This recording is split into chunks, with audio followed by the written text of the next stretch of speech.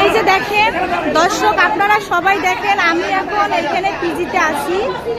এই যে পিজিতে এভাবে মারামারিগুলো চলতেছে তখন থেকে, এই যে দালাল আমরা এখন পর্যন্ত একটা দালালকেও ধরতে আমরা পারিনি।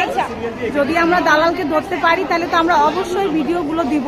আর এগুলো মানে এইভাবে কাজগুলো করতেছে কেন? এখানকার আনসাররাও নাকি এভাবে টাকা খাওয়াই লোকগুলারে দিচ্ছে।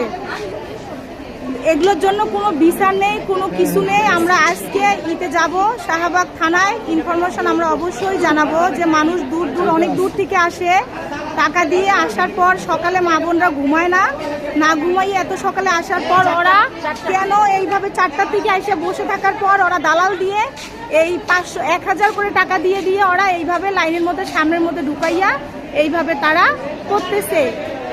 তো অবশ্যই আপনারা ভিডিওগুলো বেশি বেশি করে শেয়ার করবেন, সাপোর্ট করেন। এর জন্য আমরা প্রতিবাদ অবশ্যই চাই যে এভাবে কেন এগুলো হচ্ছে দুর্নীতি।